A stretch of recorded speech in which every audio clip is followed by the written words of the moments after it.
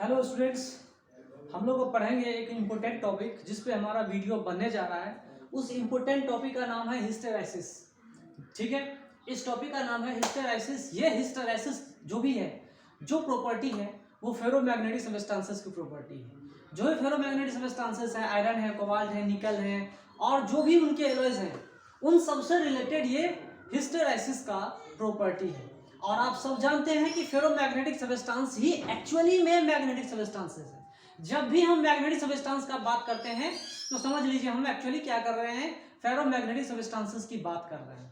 ठीक है, उसी से रिलेटेड, इसी फेरोमैग्नेट से रिलेटेड एक उनकी स्पेशल प्रॉपर्टी होती है, पेकुलियर प्रॉपर्टी होती है, इंपोर्टेंट प्रॉपर्टी होती है, जिसे हम हिस्टेरेसिस कहते हैं, जो आपके सिलेबस में पढ़ना भी है। ठीक है, ये हिस्टेरेसिस एक्चुअली होता क्या है वो हमें समझना है। जनरल जो मीनिंग है इस हिस्टेरेसिस का, ये जो वर्ड आपने देखा है, देख रहे हैं कि HYSTERESIS, हिस्टेरेसिस जो भी है वर्ड, इसका मतलब होता है देरी से आना। देरी से आना मतलब पीछे रह जाना। ठीक है, इसका मतलब होता है देरी से आना या पीछे रह जाना, लैगिंग बिहाइंड, किसी चीज के पीछे रह जाना। मान लो कोई बस आया टाइम पर, ठीक है, और जब कोई पैसेंजर पीछे से, और उस बस का स्टार्टिंग टाइम है 10 बजे सवेरे, ठीक है, और 10 बजे वो अपने स्टैंड से खुल जाती है। उसके बाद अगर कोई आता है 1 मिनट 2 मिनट बाद, तो क्या होगा, पीछे छूट जाता है। तो लैगिंग बिहाइंड इसी को बोलते हैं। बस तो चला गया, ड्राइवर तो चला गया, पैसेंजर पीछे कोई कोई छूट जाता है, लैगिंग बिहाइंड इसी को बोलते हैं। ठीक है, लैगिंग बिहाइंड का मतलब क्या होता है कि अगर मान लो कुछ क्लास में पढ़ाया जा रहा है, ठीक है, कुछ बच्चे ध्यान दे रहे हैं, तो ठीक है, चलिए बात अच्छी बात है। लेकिन जो बच्चे नहीं ध्यान दे रहे हैं वो लैग बिहाइंड हो रहे, पीछे चले जा रहे हैं, उनको समझ में नहीं आ रहा है, वो भी लैगिंग बिहाइंड है, पीछे आना। ठीक है, पीछे आने को हम लैगिंग बिहाइंड कहते हैं। ठीक है, इसी टॉपिक को हमें अच्छे से समझाना है और आपको बताना भी है कि ये जो प्रॉपर्टी है फेरोमैग्नेटिक सबस्टेंसेस का, ये क्यों होता है, कैसे होता है, और इसका क्या फायदा होता है, हम क्यों पढ़ते हैं इसको, इसी के बारे में ये वीडियो हम लोग बनाने जा रहे हैं। ओके,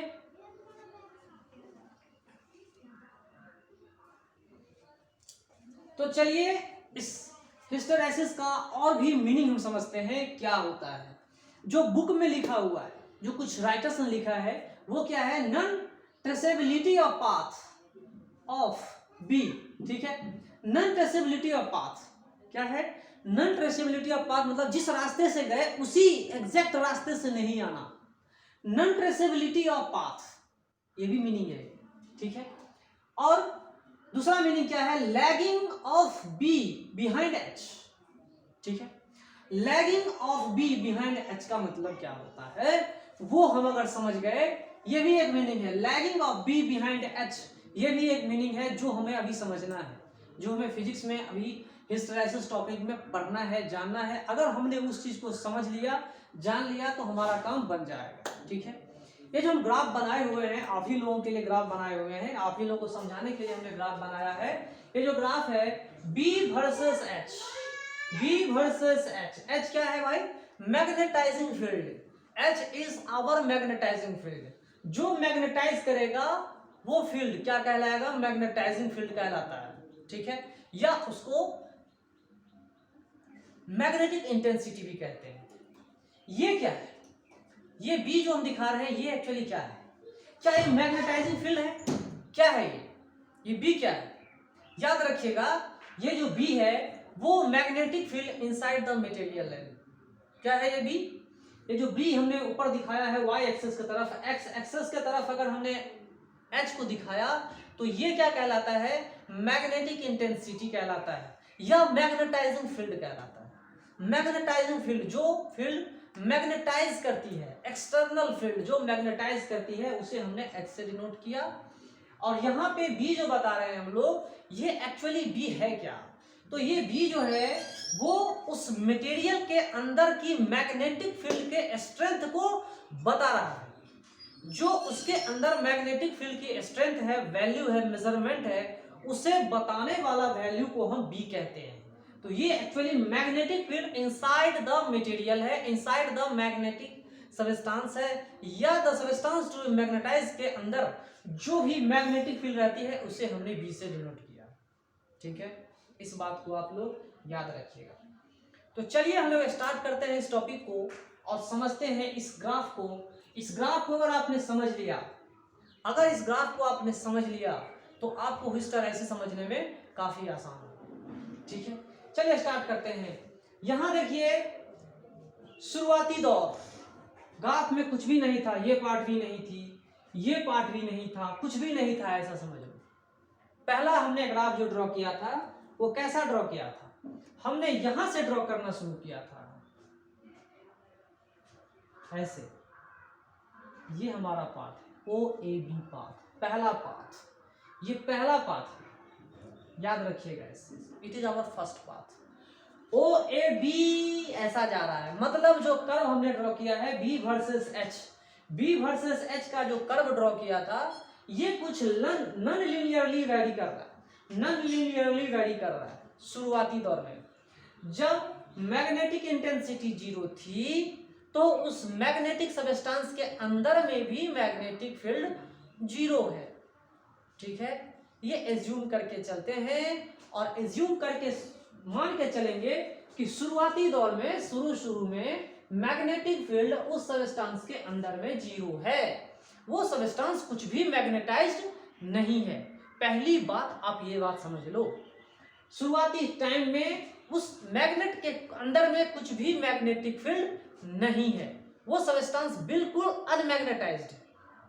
ठीक है, इस बात को ध्यान से रखिएगा, इसीलिए ग्राफ हमने यहां से ड्रॉ किया है। B is equal to 0, H is equal to 0, यहां पे आप देख रहे हैं जब मैग्नेटिक इंटेंसिटी या मैग्नेटाइजिंग फील्ड 0 है तो उस सब्सटेंस के अंदर में जो मैग्नेटिक फील्ड है वो भी 0 है। लेकिन जैसे जैसे हम मैग्नेटिक इंटेंसिटी को बढ़ा रहे हैं या नहीं तो मैग्नेटाइजिंग फील्ड की स्ट्रेंथ को बढ़ा रहे हैं, उस हिसाब से मैग्नेटिक फील्ड उसके अंदर में नहीं बढ़ रही है। देख लीजिए, सीधा स्ट्रेट लाइन नहीं है, बहुत धीरे धीरे धीरे धीरे बहुत धीरे धीरे धीरे धीरे जा रहा है। जैसे जैसे इसको हम बढ़ा रहे हैं, जैसे इसको बढ़ा रहे हैं उस तेजी से ये नहीं बढ़ रहा, धीरे धीरे बढ़ रही है। लेकिन यहाँ पे आने के बाद जब हमने और मैग्नेटाइजिंग फील्ड को बढ़ाया, मैग्नेटिक इंटेंसिटी को बढ़ाया, तब जो उस सब्सटेंस के अंदर में मैग्नेटिक फील्ड है वो इंक्रीज कर रही है, इंक्रीज कर रही है, कुछ इस तरह से इंक्रीज करते हुए जा रही है, जा रही है, जा रही है, जा रही है, जा रही है, जा रही है और एक मैक्सिमम वैल्यू तक आती है। ठीक है, ये जो पॉइंट है आप देख रहे हो, ये मैक्सिमम मैग्नेटिक फील्ड है, मैक्सिमम मैग्नेटिक फील्ड। ठीक है, इन दैट सब्सटेंस, वो सब्सटेंस के अंदर में कितना मैग्नेटिक फील्ड स्टोर है वो इस स्ट्रेंथ को बता रहा है। यहां से यहां तक ये वाला पार्ट क्या बता रहा है, ये बता रहा है कि मैक्सिमम मैग्नेटिक फील्ड इतना उस सब्सटेंस के अंदर में स्टोर हो चुकी है। ठीक है, चलिए ये बात हमने समझ लिया, ये बी की मैक्सिमम वैल्यू है, बी मैक्स। ठीक है, ये बी की मैक्सिमम वैल्यू जो यहां से लेकर यहां तक हमने ड्रॉ किया हुआ है। ठीक है, और बी मैक्स को यहां से यहां तक हम बी मैक्स कह सकते हैं, कोई दिक्कत नहीं। चलिए ये बात समझ में आ गई, मतलब जैसे जैसे हमने मैग्नेटाइजिंग फील्ड को बढ़ाया, जैसे जैसे मैग्नेटाइजिंग फील्ड को बढ़ाया वैसे वैसे वो सब्सटेंस मैग्नेटाइज होता हुआ जा रहा है, मैग्नेटाइज होता हुआ जा रहा है, मैग्नेटाइज हो रहा है, हो रहा है, हो रहा है और होते होते मैक्सिमम वैल्यू तक पहुंच गया। ठीक है, अब क्या हो गया, मैक्सिमम वैल्यू तक पहुंच गया, मतलब उसके अंदर में मैक्सिमम मैग्नेटिक फील्ड हमने इंसर्ट करवा दिया, मैक्सिमम मैग्नेटिक फील्ड उसमें उसके अंदर हमने डाल दिया। अब ये मैक्सिमम मैग्नेटिक फील्ड हमने उसके अंदर डाल दिया तो मैग्नेटाइज हो गया। ठीक है, चलिए अब समझिए क्या होता है। जैसे ही अब इतना पाथ तो समझ में आया, पहला पाथ हमारा क्या था, ओ ए बी, पहला पाथ हमारा क्या था, ओ ए बी। लेकिन अब हम क्या करते हैं, अब हम मैग्नेटिक इंटेंसिटी को या मैग्नेटाइजिंग फील्ड को घटाते हैं, 0 पे ले आते हैं। पहले हमने बढ़ाया, इधर ये बढ़ाने का क्रम है, तो हमने मैग्नेटिक इंटेंसिटी या मैग्नेटाइजिंग फील्ड को बढ़ाया, इसको बढ़ाया तो ये भी बढ़ा, उसके अंदर जो मैग्नेटिक फील्ड है वही बढ़ा। और ये सब ग्राफ पैरामैग्नेटिक सब्सटेंसेस और डायमैग्नेटिक सब्सटेंसेस के लिए नहीं है, ये सिर्फ और सिर्फ फेरोमैग्नेटिक सब्सटेंसेस के लिए ही है। This graph is only valid for the ferromagnetic substances, not for the diamagnetic और paramagnetic substances. This graph is valid only for the ferromagnetic substances. Keep in your mind, आप इस चीज को दिमाग में रखिए, keep it in your mind, ठीक है। तो यहां चलिए, ये हमने बताया कि मैग्नेटाइजिंग फील्ड बढ़ाया तो उस सब्सटेंस के अंदर में जो मैग्नेटिक स्ट्रेंथ है, फील्ड है, जो वैल्यू है वो क्या हो रहा है, मैक्सिमम वैल्यू तक जा रहा है। अब हमने क्या कर दिया, मैग्नेटाइजिंग फील्ड का स्ट्रेंथ को घटाना शुरू करते हैं, घटा करके जीरो लाते हैं।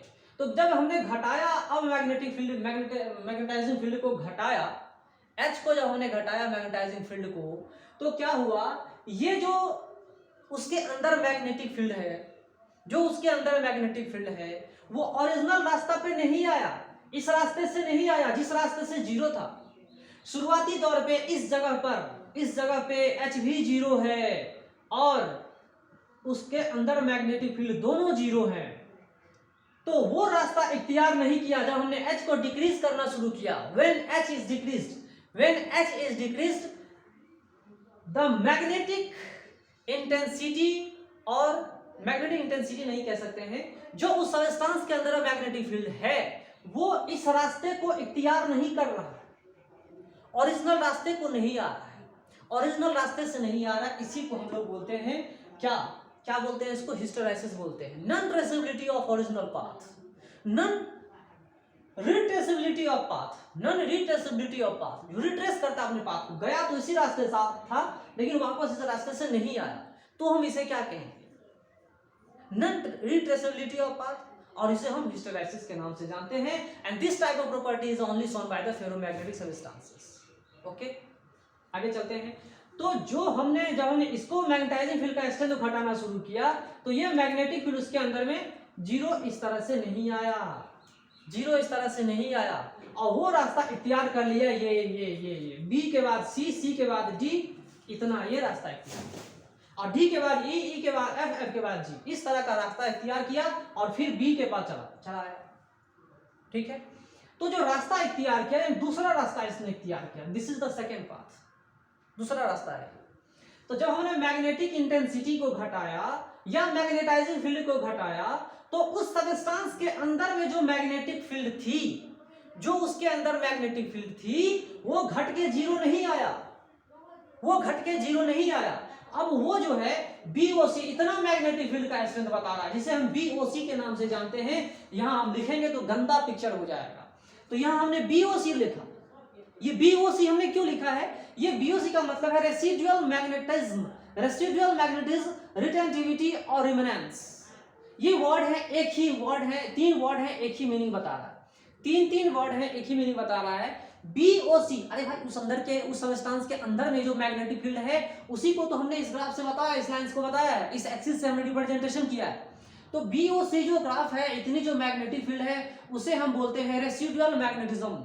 रेसिडुअल मैग्नेटिज्म का मतलब उसके अंदर में बचा खुचा मैग्नेटिक वैल्यू, उसके अंदर में, ये इसका मतलब क्या हुआ, बचा खुचा मैग्नेटिक वैल्यू। रिटेंटिविटी मतलब क्या होता है, वो अपने अंदर कितना मैग्नेटिक फील्ड को रिटेन करके रखा हुआ है, अपने अंदर कितना छुपा के रखा हुआ है, बचा के रखा हुआ है, कितना रिमेनिंग है, शेष रह गया है। जबकि हमने इसके अंदर मैग्नेटिक फील्ड को डिक्रीज करने की कोशिश की थी, लेकिन पूरा डिक्रीज नहीं हुआ, मैक्सिमम इतना था, यहां से यहां तक वैल्यू थी, इतना डिक्रीज हुआ, बचा कितना, ये बचा, ये पार्ट बचा, ये पार्ट नहीं बचा। अगर आप इसको कुछ भी नाम दे दो, ये अगर हम M दे देते हैं तो मैक्सिमम मैग्नेटिक फील्ड BOM हो जा रहा है, BOM जो कि रेसिडुअल नहीं है, ये BOC रेसिडुअल है। तो बच खपत कितना हो गया, इतना खपत हो गया, मतलब बर्बाद हो गया, ठीक है। तो रेसिडुअल मैग्नेटिज्म, रिटेंटिविटी और रिमेनेंस एक ही चीज को रिप्रेजेंट करने के लिए कहा गया है। रेसिडुअल मैग्नेटिज्म का मतलब होता है उस सब्सटेंस के अंदर में कितनी मैग्नेटिक वैल्यू बची हुई है, उसे हम रेसिडुअल मैग्नेटिज्म बोलते हैं। रिटेंटिविटी होती है, तो रिटेंटिविटी भी उस सब्सटेंस के नेचर पे डिपेंड करता है कि कोई सब्सटेंस कितना अपने अंदर मैग्नेटिक फील्ड को बचा के रखता है, ठीक है। कोरोना काल चल रहा है ना, कोरोना काल चल रहा है, तो इस समय उन्हीं लोगों की बल्ले बल्ले है जिनका बैंक बैलेंस है, जिनका अच्छा खासा बैंक बैलेंस है, और जिनका बैंक बैलेंस नहीं है उनका बल्ले बल्ले नहीं हो, परेशान है, चाहते हैं कब नौकरी करें और कब जो है ज्वाइन करें और पैसा कमाएं। हम लोग की ऐसी मंशा नहीं है। अभी ये समय जो है कोरोना काल चल रहा है और मैं चाहता हूँ फ्री एजुकेशन देना। ये मेरे लिए गोल्डन टाइम है, चाहे वो गरीब हो, अमीर हो या मिडिल क्लास के लोग हो, सबको मैं फ्री में एजुकेशन देना चाहता हूँ, इसीलिए वीडियो अपलोड कर रहा हूँ। ठीक है, लोग परेशान हैं, सही बात है, स्टूडेंट्स भी परेशान हैं, स्कूल बंद है, कोचिंग बंद है, बहुत सारी चीजें बंद है और सब परेशान है। इस परेशानी में भी हम लोग पढ़ा रहे हैं, हम लोग रुके नहीं है। शिक्षक नहीं रुकते, शिक्षक कभी नहीं रुकते, वो चलते जाते हैं, चाहे ऑनलाइन का बहाना लेकर क्यों ना पढ़ाएं, फ्री में ही क्यों ना पढ़ाएं। लेकिन पढ़ने वाले स्टूडेंट बहुत कम होते हैं, और जो होते हैं वो क्या करते हैं, शेयर भी करते हैं चैनल को और सब्सक्राइब भी करते हैं और समझने का कोशिश भी करते हैं। अगर कुछ गलती बता दिया हमने तो उसको ध्यान में नहीं रखते हैं। ठीक है, जो जो सही चीजें मैंने बताया उतना ही ध्यान में रखो, यही बहुत है। ये खराब समय चल रहा है, सबके लिए खराब चल रहा है। ठीक है, भगवान के लिए भी खराब चल रहा है, उनका मंदिर भी बंद हो गया, उनका पूजा पाठ भी बंद हो गया, देवघर में कांवड़िया जाना बंद हो गए, तो किसी के लिए अच्छा समय नहीं है, बहुत ही खराब समय चल रहा है। ठीक है, इसके बीच हम पढ़ा रहे हैं, ये बहुत बड़ी बात है। ठीक है, आगे बढ़िए। चलिए, तो ये मैं बता रहा था कि मैग्नेटिक फील्ड जो बचा हुआ है, ये बचा हुआ है मतलब ये कि कौन कितना बचा रहा है। तो कोरोना काल में जिसने अथाह पैसा जमा कर लिया उसे तो कोई दिक्कत है नहीं, बचा हुआ पार्ट से ही मैं बता रहा हूँ, रिलेटेड चीजें बता रहा हूँ। अभी जनवरी चल रहा है 2021, अभी भी मामला शांत नहीं हुआ है, दवा मार्केट में आया ही नहीं है। ठीक है, तो अभी वही लोग सुखी हैं जिनके पास बहुत ज्यादा पैसा है, और जिनके पास पैसा नहीं है वो परेशान है, कम पैसा है वो भी परेशान है। लेकिन सब भगवान का कृपा है, चल रहा है, चलता रहेगा।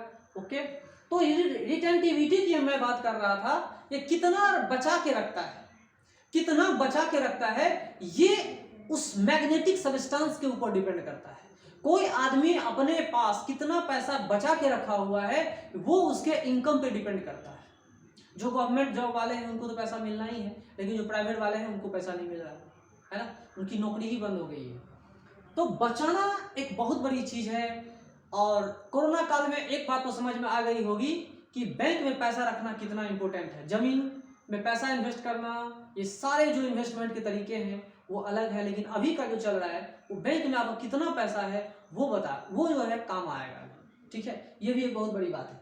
तो रेसिडुअल मैग्नेटिज्म, रिटेंटिविटी और रिमनेंस का मतलब ये होता है कि उस सब्सटेंस ने अपने अंदर में कितना मैग्नेटिक फील्ड बना के रखा हुआ, कितना मैग्नेटिक फील्ड अपने अंदर अभी भी बचा के रखा हुआ है, अभी भी बचा के रखा हुआ है। जबकि मैग्नेटाइजिंग फील्ड की स्ट्रेंथ को ही जीरो कर दिया हमने, स्ट्रेंथ को ही जीरो कर दिया। तो एक्चुअली क्या करना चाहिए आपके हिसाब से, इसी रास्ते पे आना चाहिए, उस मैग्नेटिक सब्सटेंस को, उस फेरोमैग्नेटिक सब्सटेंस को इसी रास्ते आना चाहिए। लेकिन वो ये रास्ता नहीं इख्तियार करके एक दूसरा रास्ता इख्तियार करता है और ये पार्ट बता देता है कि अभी भी मेरे अंदर इतना मैग्नेटिक फील्ड बचा हुआ है, अभी भी इनके अंदर magnetic field, magnetic property, remanence, retentivity, magnetic retentivity बची हुई है।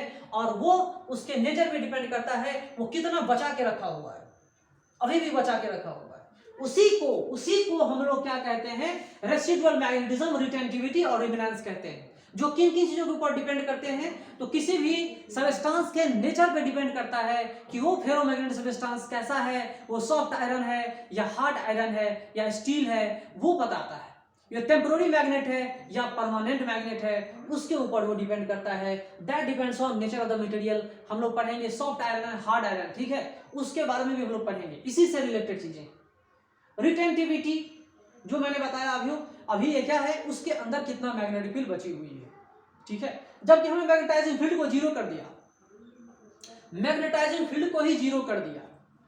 ठीक है, मतलब हमने अभी लोगों का इनकम जीरो कर दिया, तो इनकम जीरो कर दिया तो उनकी बची हुई इनकम कितनी है, जो सोर्स ऑफ इनकम है, नौकरी ही बंद कर दिया तो उनके पास कितना बचा हुआ संपत्ति है। संपत्ति मतलब कितना पैसा बचा हुआ है। संपत्ति से अभी कोई लेना देना नहीं, अभी कोई खरीदने वाला भी नहीं है, बेचने वाला भी नहीं, बेचने वाला होगा, खरीदने वाला नहीं होगा, ये चला। लेकिन अभी बहुत सारे पैसे हैं लोगों के पास, रहते हैं, इसमें कोई संदेह नहीं है। ठीक है, तो यहां चलते हैं। तो पैसे भी दो तरह के होते हैं, ब्लैक मनी और व्हाइट मनी होते हैं। ठीक है, तो चलिए अभी हम फिजिक्स पर आ रहे हैं, ब्लैक मनी व्हाइट मनी के बारे में बात नहीं करेंगे। तो यहाँ देखिए रिटेंटिविटी तो हमने बता दिया, ठीक है।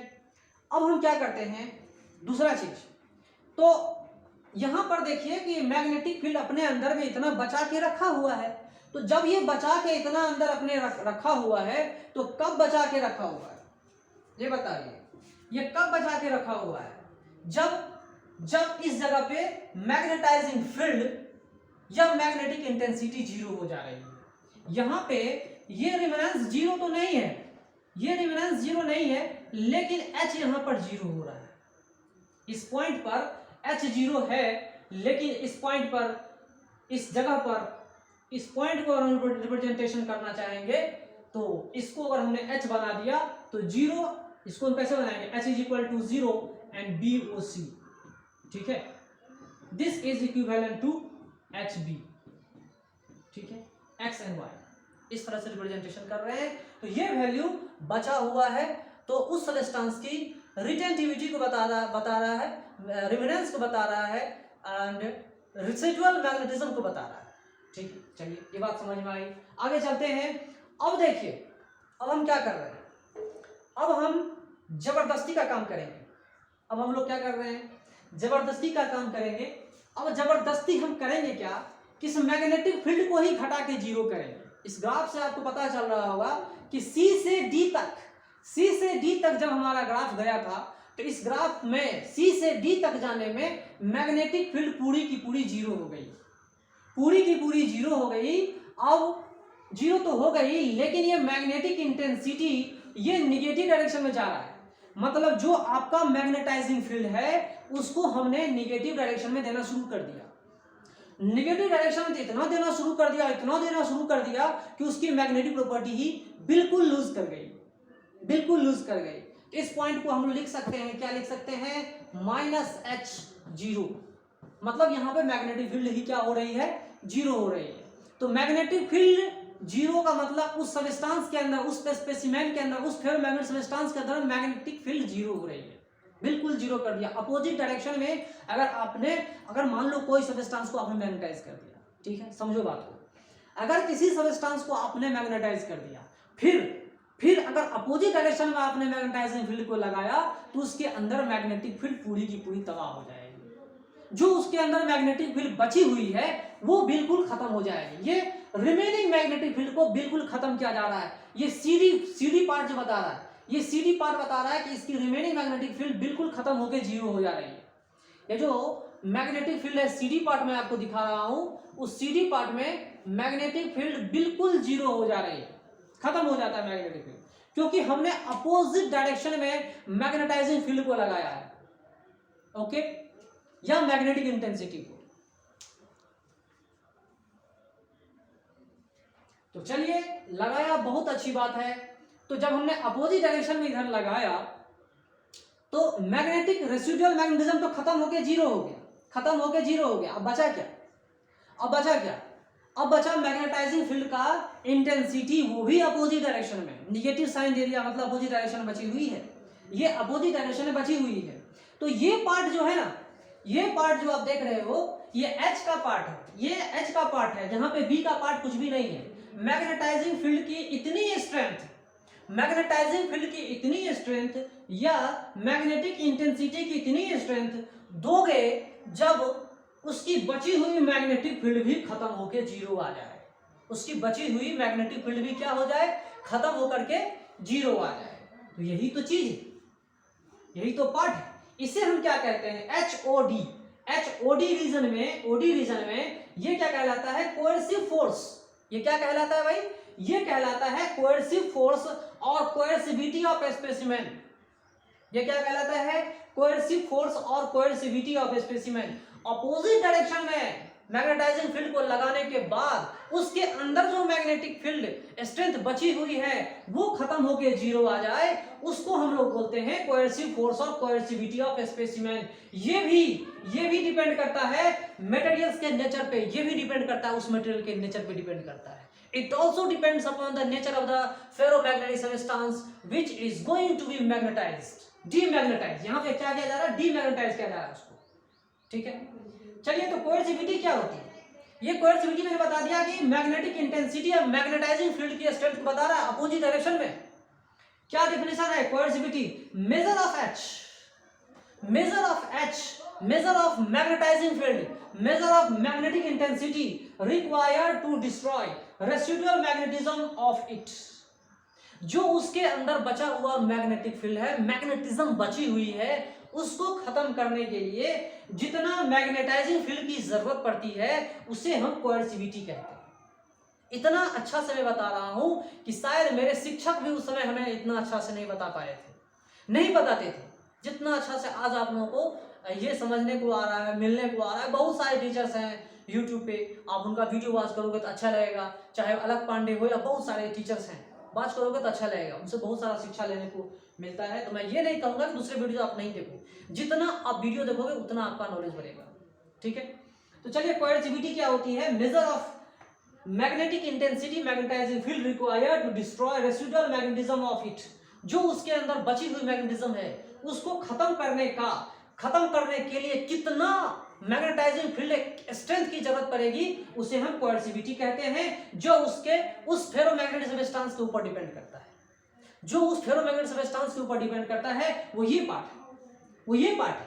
एक्चुअली सबस्टेंस को ये रास्ता पे गया फिर ये रास्ता आना चाहिए तो ये ग्राफ बनता ही नहीं, लेकिन वो सबस्टेंस जब उसको हम साइकिल पे लेके जा रहे हैं, यहां से यहां गया, फिर जो रास्ता इख्तियार किया उसी रास्ते को हम लोग दिखा रहे हैं, ठीक है। हम लोग उसी रास्ते को दिखा रहे हैं, ठीक है। जो रास्ता ये इख्तियार किया उसी रास्ते को हम लोग दिखा रहे हैं, समझा रहे हैं, बता रहे हैं, ओके। तो समझिए बात को, फिर हम लोग आगे चलेंगे, ओके।